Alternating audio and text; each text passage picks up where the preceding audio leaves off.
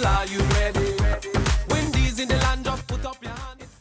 Well, the West Indies and Pakistan finished their series at 1-1 as the Pakistan team came back and played beautifully to win quite convincingly at Sabina Park. Hello, everyone. Welcome to On Tour. As we review the final day in the West Indies versus Pakistan Test series, the first game, of course, the first test was a nail-biter.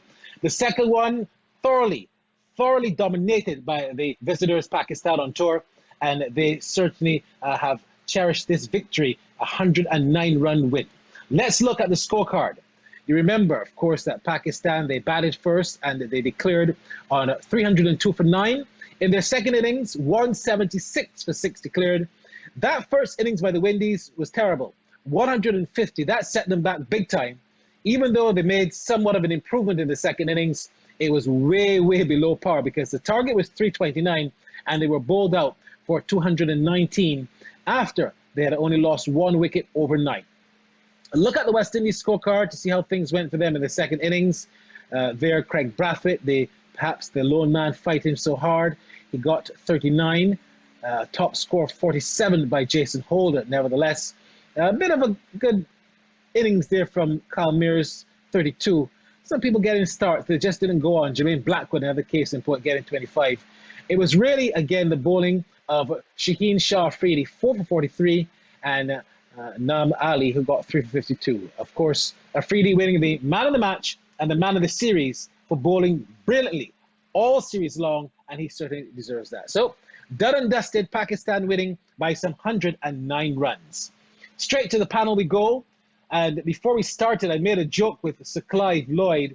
Our director was saying, guys, we're starting on a sad note. And I said, look, against South Africa, it was the same thing. So, we know what it's like for the West Indies to lose. And Sir Clive Lloyd said, well, I don't know, Barry and Tino, what it's like to lose. And he's right, because he's one of the most successful Test captains ever. So, Clive, how did this defeat hit you with the West Indies drawing the series now 1-1 after winning the first and losing the second Test? Well, as obviously didn't want to make an old man happy, as I said yesterday. If they'd won, it would have made me quite happy. I thought we lost the game in the first innings. I think if you get bowled out for 150, you're probably thinking the pitch is not good or the umpiring is not that good. But we just didn't apply ourselves. We apply ourselves in the second innings, and had we batted as well, this would have been a drawn game. Or probably even, and we wouldn't have lost we would have won the series, would have drawn it. I think that too many of our batsmen are getting to 30s and 40s and 50s and just capitulating. I find it very strange. And I think that we now have to look for batters who will want to bat long and put the team in a winning position. The bowling is holding its own. We playing the extra batter, but it's not working. They can talk about the pitches and so on. The opposition still have to bat on the same pitches. But if we do not apply ourselves, we can always be in this position. Now is the time to check out the youngsters that we have who are brave enough and want to. I looked at Kyle Mears, how he got out today, and what shot was he playing? I found it very strange. And I thought that we didn't just apply ourselves, and I think they must be better than they are performing at the moment. Tino, where did it go wrong for you? Your assessment on day number 5. Yeah, first innings, Barry. Anytime a team scored 300 or you restrict a team for just 300 odd, you got to bat well in your first innings. I think that sets up the game marvelously for you. And after losing a whole day's playing, about two sessions or so, West Indies still got beaten, Barry. And that is something that Phil Simmons said at the press conference. You have to find players that wants to play. You got to have that desire. And at the end of the day, I think that, guys can probably say, fatigue in terms of living in the bubble, not being able to go out and just unravel that mindset from just thinking about cricket consistently, because bubble life is tough. But you got to find a way in professional sports. And at the end of the day, this is what put food on the table for your family. And you got to go out there and find a way to execute and to do well for West Indies. But I thought from that first innings, Barry, I think that being bowled up for 150 and Billy saving the follow on, I should say, just set up the game beautifully for Pakistan. And I thought Pakistan came back. I know that they were going to come at the West Indies hard in this test match, and they absolutely did that. Look at Afridi. He bowled magnificently, Barry, to get 10 for. Wonderful stuff from that young man. And the way that West Indies batted, I don't think that they're cherishing their wickets enough. They got the stars, as Sir Clive said, but yet look at the way that they got out. Just lustily. What shot was young Mir's playing? So at the end of the day, it has nothing to do with talent. It has to do with that mental aspect of the game. But I hope that they can go and they can look back at this series. All is not lost, Barry. The series still draw 1-1, and they can take from this. But they can take from this the fact that where they can go right. And I think that this was a learning curve for a lot. You know, Sir Clive, you never hear about Bubba life. I didn't hear about fatigue in that first test victory. Didn't hear about any of that. You often get excuses when you lose. And the point of the matter is that West Indies were outplayed because Pakistan played the better cricket. Now, we zoom in on today, Sir Clive, and there were two good 40-run partnerships with Jason Holder. Jason and had a good partnership with Kyle Mears. And then he also had a nice little partnership with Josh Da Silva. We talk about Jason Holder being one of the best, if not the best all-rounder right now in world cricket, especially where Test cricket is concerned. Is he living up to that accolade of, a top batsman who can make the team as a batsman? Of course, he can make the team as a bowler, but can he make the team as a batsman still? He got 47 today. Your thoughts on Jason Holder as a top all-rounder in world cricket, playing for the West Indies and performing? Well, we know he's a top all-rounder. There's no doubt about that. But the point is, if you get to 40 and 50s, you got to carry on. And that's what's happening with the whole team. They think with 40 and 50, there's a permanent place for you in the side. No, we got to be brutal and say, well, listen, if you can't get, to 100, you have to, because that's where you're going to put your team into a winning position. We are not concentrating enough. Look at when Kyle Mears got out, he didn't look back. Because he realized that it was a nothing shot. And all you had to do now was stay there because you have had 3 knots. Now is the time to cash in. You've batted so many balls and you look like you have, you've got everything in hand. Look for 100, and you must be able to chart 100. That is what whoever the batters, the coach must tell you. I'm going to explain to you how you can get to that 100. We're getting to 40s. 3-4 guys are making 40. But with the Pakistanis, if 3 or 4 of them get to 40s, if one of them would get 100, they just seem to concentrate a lot more than our players. Our mental side of our cricket is letting us down badly. Tino, you spoke about Afridi. I want you to speak a little bit about the captaincy of Babar Azam, because he was almost perfect in this particular test match. Yeah, and look, before I get to that point, Barry, I want to go back to a point that you just came back to about looking for excuses. No, Barry, if it's one person that don't look for excuses is myself. But at the end of the day, I didn't mean you. I definitely didn't mean you. I mean, later on we're going to hear from Phil Simmons, and the Phil Simmons interview to me was very different to what we heard after they won. But I definitely didn't mean you. But go ahead. Yeah, I mean, this is a different type of cricketers that we're dealing with in terms of living in a bubble and not being able to find another outlet. And I said, listen, as a professional cricketer, you got to get the job done. So I'm not talking about excuses or making up any excuses for the guys. Good. No, back to Barbara Azam. I thought that his captaincy was magnificent. I thought that his captaincy was magnificent. The way that he maneuvers bowlers. And look, I thought that they would have been going to be a little fatigued. But the way that he chop and changes bowlers, every time they got the opportunity, they ran at the West Indies. And I thought it was good captaincy. His captaincy reminded me of Courtney Brown and his leadership roles when he was with the Barbados team. So it was good to see. It was good to watch. And I hope that Craig Barfitt can also take from Barbara Azam as well and learn as well. All right. Thank you so much, Tino. When we come back on tour, we're going to look at the West Indies test team going forward. They have a bit of a break I don't think there's any Test cricket until probably November, December, and then there's a full series next year. We'll look at whose plays you think are on the line and if there's any redemption for some. When we come back on tour. It's time to jump up, people, are you ready? Windies in the land of put up. It's time to jump up, people, are you ready? Windies in the land of. So welcome back to On Tour then. The West Indies will be concentrating a lot now on the shortest format of the game. The Caribbean Premier League starts in just about a couple of days, really. And then right after that, they'll be preparing for the IPL. And after that is the big Cricket World Cup. So Test cricket is going to take a back seat to probably November if the West Indies go away during the winter, and then next year when they play against England. I'm going to talk to engage both men now. Let me start with you, Sir Clive. Craig Brathwaite, Kieran Powell, are these places safe for the next Test series? Because that's the only form of cricket that they really play. Your thoughts on those two gentlemen? Well, I think Craig's position is there. He's a stayer, and he does what an opener should do. He sees off the opening bowlers and so on, and he wears the bowlers down. The point is that he knows what is coming.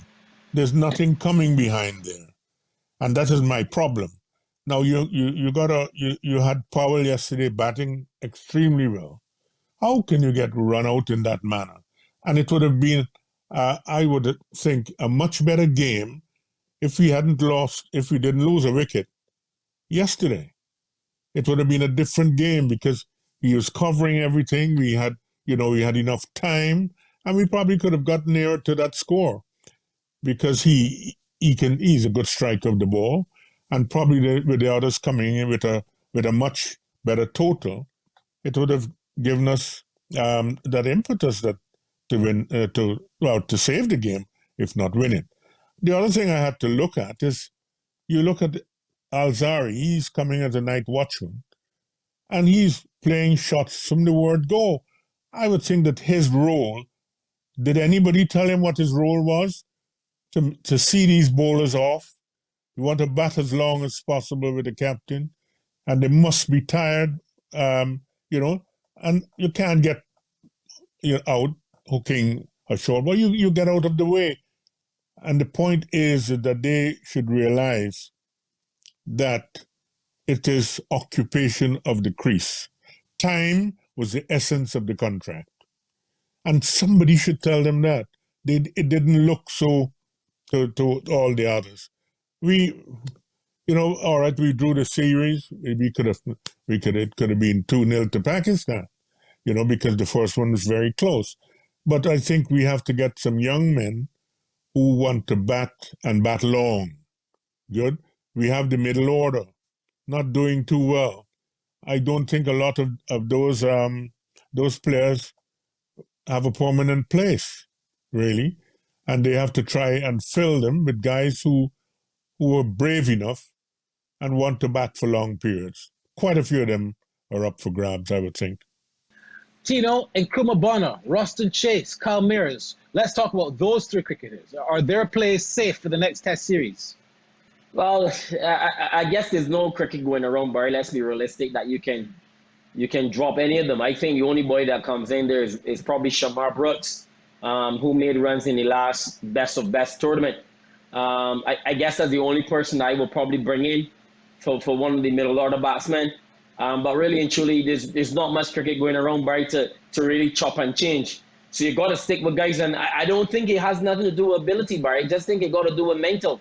As Sir Clive said, our players are just not mentally strong. They need to occupy the crease, and that's what Test cricket is about. So I think that the psychologist of the West Indies team has his work cut out for him over the next couple of months. If the West Indies do tour in November or December. All right. And Sir Clive, the bowling unit, is there a place for Rakeem Cornwall, seeing that Chase is not doing the job with the bat? We expect, of course, not to discuss Jason Holder. We're not going to discuss Kemar Roach, Alzari Joseph, perhaps, and Jaden Seals. I would think that their places right now are very safe. So it's only Rakeem Cornwall. Any thoughts of perhaps him getting into that 11 and being a more stable fixture before we go to the interviews? Well, we're not bringing Cornwall. Is he going to make big scores? Is he going to bowl a side out?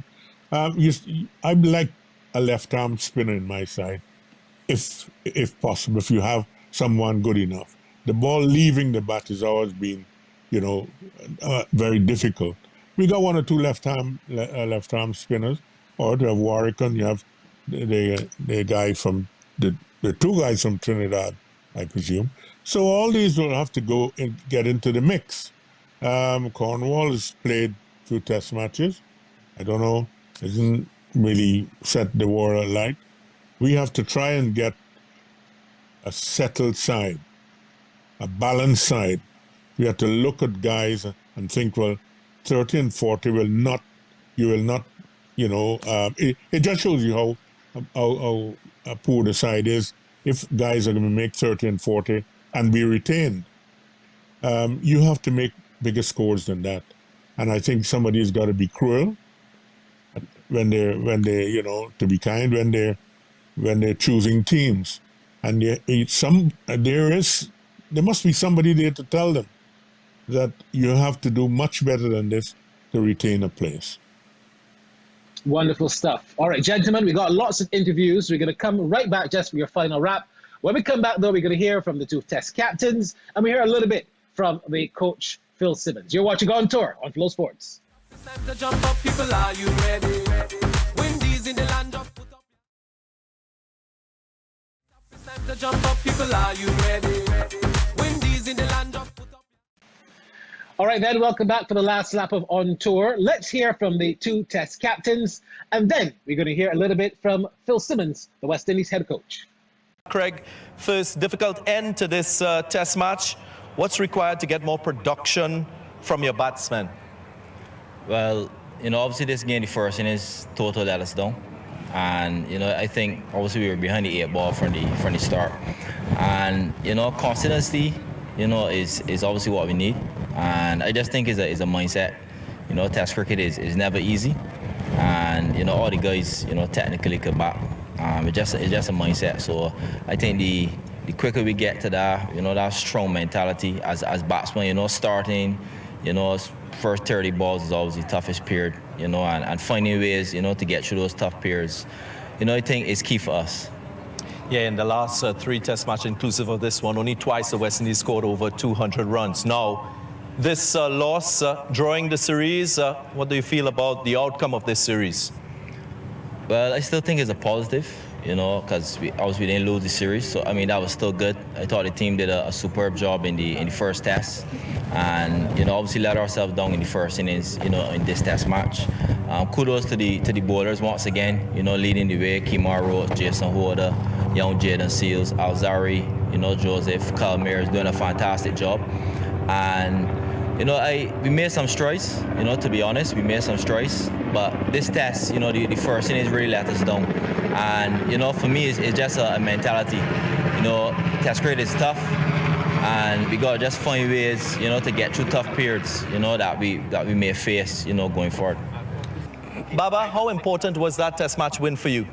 पहले तो अल्लाह का शुक्र है काफ़ी important match था हमारे लिए जिसने हमने पहला मैच लूज़ किया और उसके बाद हमने जिस तरह फाइट बैक की अर्ली ऑन हमारी 3 विकेटें गिरी उसके बाद जो हमने पार्टनरशिप लगाई मेरी और फादी भाई की वो काफ़ी क्रूशल थी. Yeah, it was very important win for us as we lost the first match, and I think the way we have played, I played with Fawad, and we built that partnership. It was very crucial, and thanks to Almighty that we have won this match. You went down in that first test match. You won this test match to level the series. In your estimation, what were the critical and crucial moments that you won to give you this successful outcome? मेरे ख्याल से वो partnership थी मेरी और फादी भाई की. उसके बाद स्पेशली शहीन शाह का वो स्पेल था जिसने आउटस्टैंडिंग बॉलिंग की 6 आउट किए और अर्ली उनको आउट किया. उसके बाद हमने बैटिंग स्टार्ट की और उसको हमने यूटिलाइज़ किया और उसके बाद हमने प्लान ये किया था कि चौथे दिन हम उनको बैटिंग देंगे तो 20 से 25 ओवर और वो हमारे लिए काफ़ी फ़ायदेमंद साबित हुआ. Yeah, so early partnership with Fawad Alam that really helped us, and of course that exceptional spell of Shaheen Shah Afridi, he made things easier for us, and of course we tried to restrict them as early as possible in the last inning. We know that the ball will turn, and it actually helped us. Philip, let me just get your feeling on the series generally first before we get into specifics? I think for me, generally, as all series that I've been involved in against Pakistan, it's been a tight series. It's been a hard-fought series.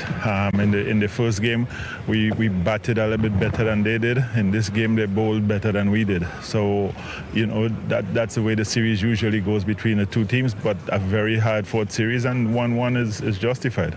I think we see that we can bat. We're spending, as Sammy just said, we're spending 110 balls for 50 runs. But it's how we read the situation of the game, because we might be batting well, like we saw in the first inning, Austin, the ball started to swing a little bit more. And we've got to assess those situations and know how we play in those situations in order for us to keep going and getting the big scores. So I think that is where we're at now. We're seeing a more controlled approach to the start of everybody's inning, but we've just got to work out how we go on from the 40s and the 50s to hundreds and 50s. All right, there you have it. We've heard from everyone concerned now from the Pakistan and West Indies camps. Last word with Tino Best and last word with Sir Clive Lloyd. Tino, let me start with you first of all. And as we look forward now to the West Indies having a bit of a break, what would you suggest for those who are not going to be playing any of this one-day cricket? What is the best advice you would give to them? Just remain on the game. Just stay fit. If you're coming back to Barbados, obviously there's an opportunity to play some club cricket. And I think if there's no cricket playing in your country, all the West Indian players should come to Barbados and play some cricket just to keep yourself going and continue to work with a psychologist, because at the end of the day, it's not about their talent. It's about their mindset and what they want to do. Do they have the desire? I think that is the most important thing. Don't go back to your island and just relax and eat everything that you possibly can eat and not do anything.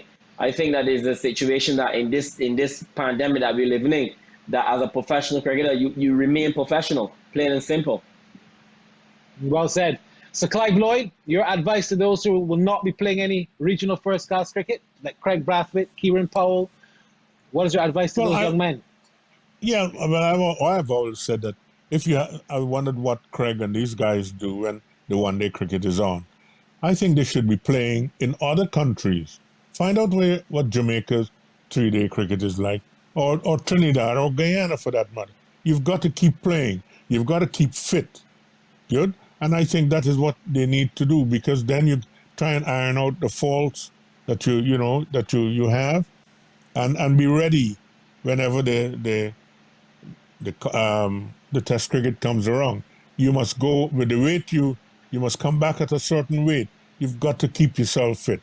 The Australians gave their players a notebook, and you have to write there every day what you have done. Good. So they're keeping track of you. And I don't know if we do those sort of things.